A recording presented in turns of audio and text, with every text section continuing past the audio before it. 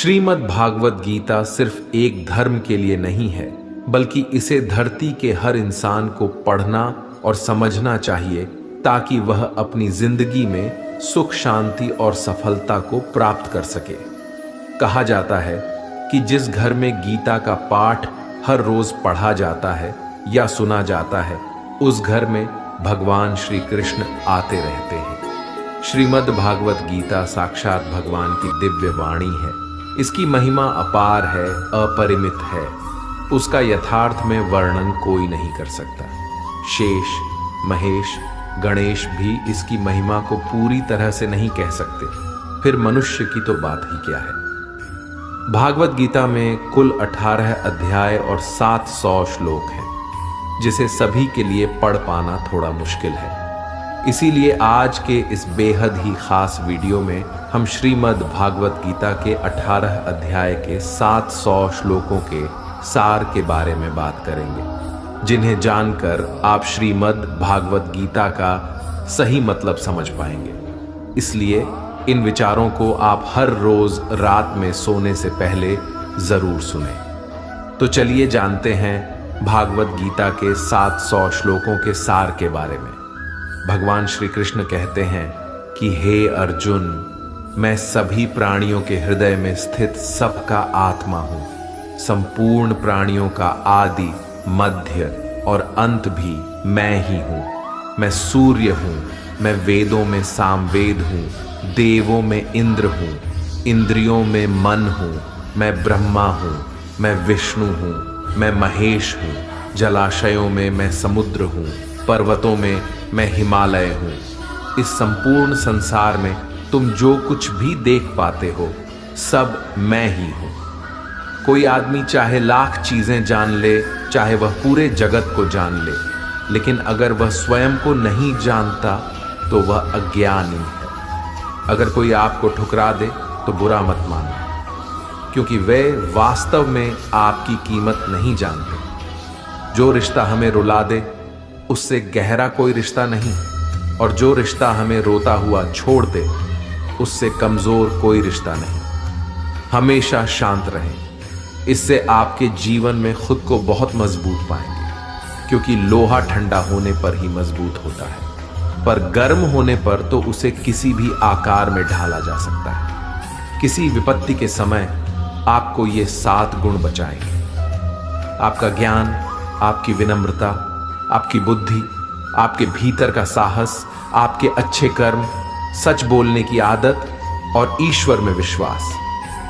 आत्मा हमेशा जानती है कि सही क्या है और गलत क्या है, लेकिन मनुष्य के सामने चुनौती तो मन को समझने की होती है। मुश्किल समय में व्यक्ति अकेला हो जाता है, लेकिन मुश्किलों की वजह से वही व्यक्ति मजबूत हो जाता है।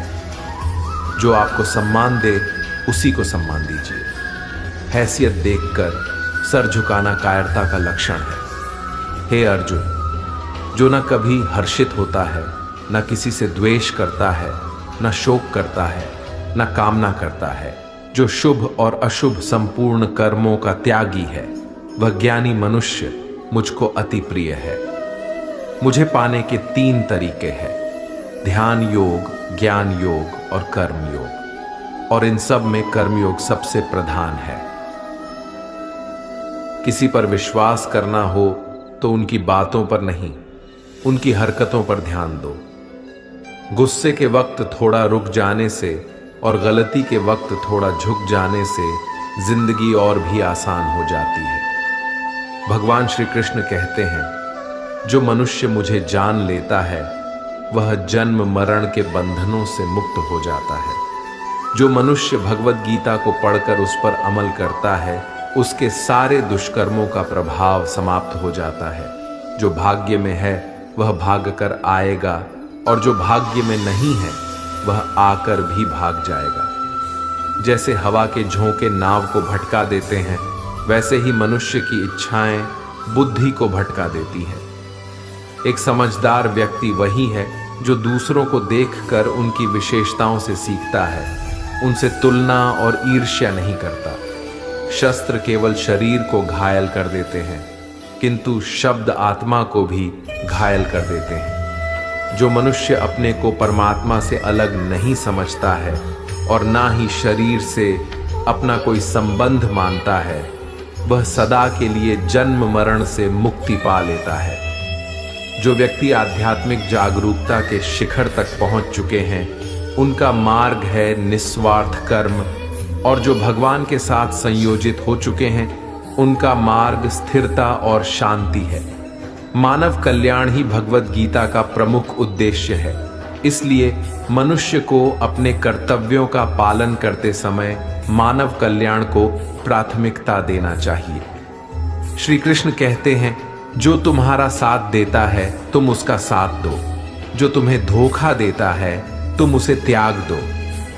जिस जगह आपका सम्मान नहीं हो वहां पर कभी जाना नहीं चाहिए, वरना लोग आपको कमजोर और बेवकूफ समझेंगे। जहां बारिश ना हो वहां फसल खराब हो जाती है, और जहां संस्कार ना हो वहां नस्ल भी खराब हो जाती है। जो लोग ये कहते हैं मेरे पास वक्त नहीं है, असल में उनके खास रिश्तों की गिनती में आपका नाम ही नहीं है। हे अर्जुन, वह जो वास्तविकता में मेरे उत्कृष्ट जन्म और गतिविधियों को समझता है, वह शरीर त्यागने के बाद पुनः जन्म नहीं लेता और मेरे परम धाम को प्राप्त होता है।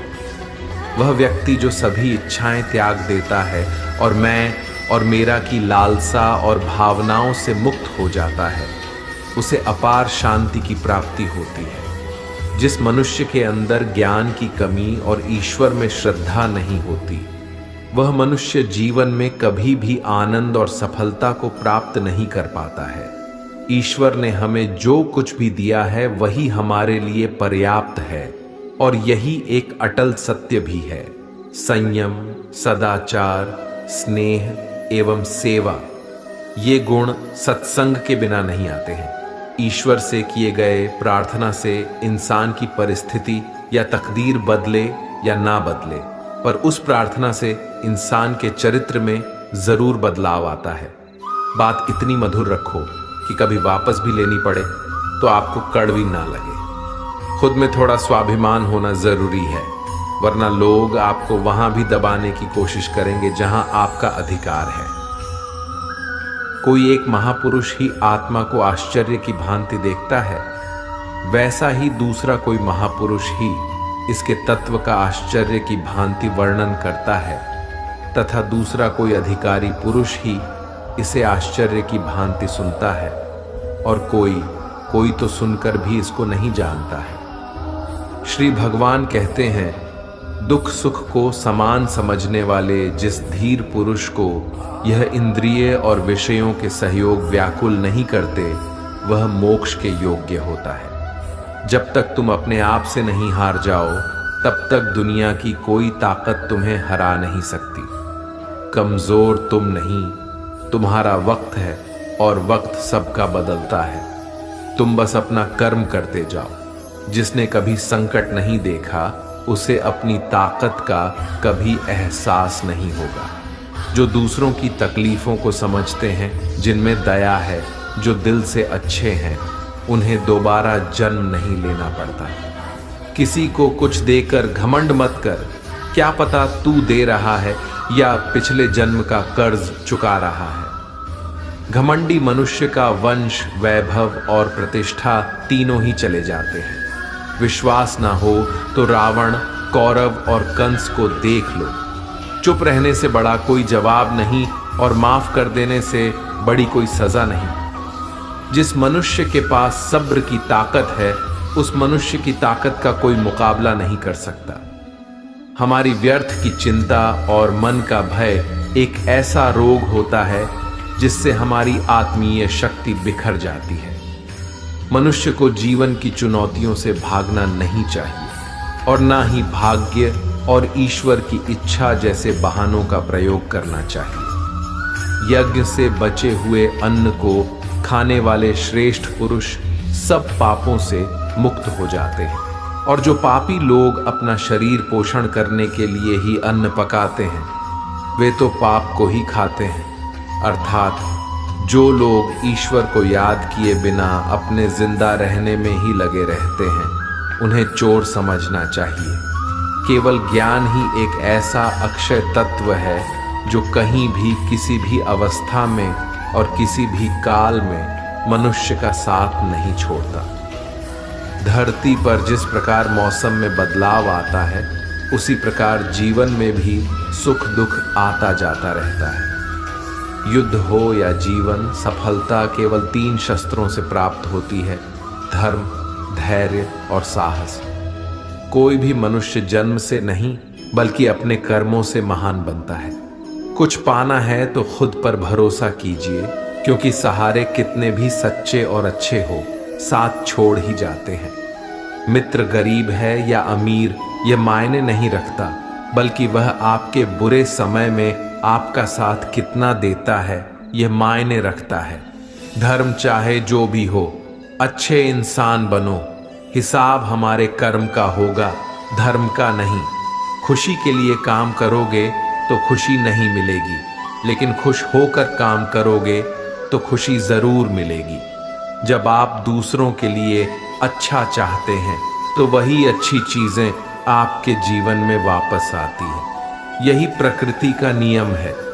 आपका मूल्य इससे तय नहीं होता कि आप क्या हैं, ये इससे तय होता है कि आप खुद को क्या बनाने की क्षमता रखते हैं।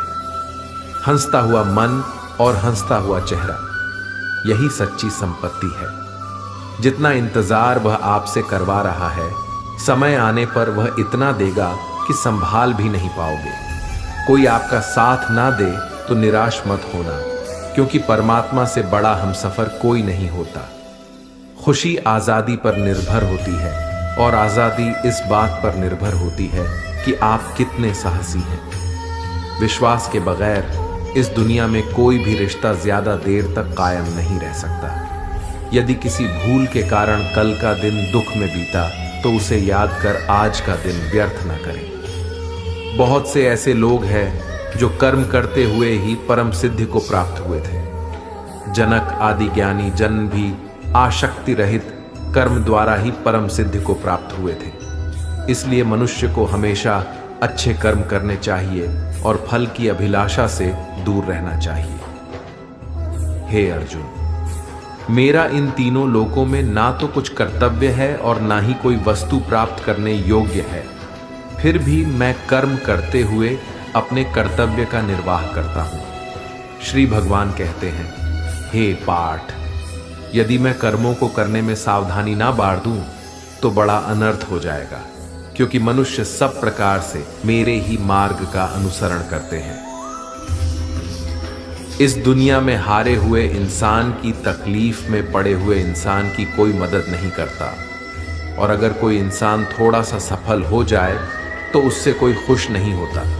इसीलिए अपना दुख किसी को बताओ मत और अपनी खुशी किसी के आगे जताओ मत। मनुष्य का आहार हमेशा सात्विक और संतुलित होना चाहिए। जिस इंसान को यह समझ नहीं कि क्या खाना चाहिए, कितना खाना चाहिए, कहाँ खाना चाहिए और कैसे खाना चाहिए, वह परमात्मा को कभी नहीं पा सकता।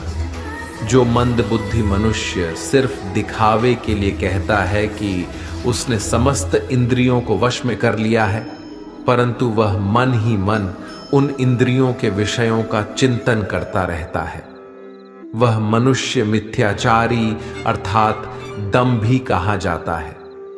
जो पुरुष परंपरा से नहीं चलता, सृष्टि चक्र के नियमों का पालन नहीं करता, अर्थात अपने कर्तव्य का पालन नहीं करता, वह इंद्रियों के द्वारा भोगों को भोगने वाला पापी पुरुष व्यर्थ ही जीता है। परंतु जो मनुष्य आत्मा में ही रमण करने वाला और आत्मा में ही तृप्त तथा आत्मा में ही संतुष्ट हो, उसके लिए कोई कर्तव्य नहीं है। आत्मा का मतलब यहाँ सबसे बड़ा सच है, और जो सत्य को समझता है, सत्य में ही खुश होकर सत्य में ही रहता है, उसके लिए कोई कर्तव्य नहीं है। लेकिन ऐसा कोई लाखों करोड़ों में एक होता है। उस महापुरुष का इस विश्व में ना तो कर्म करने से कोई प्रयोजन रहता है और ना कर्मों के न करने से ही कोई प्रयोजन रहता है।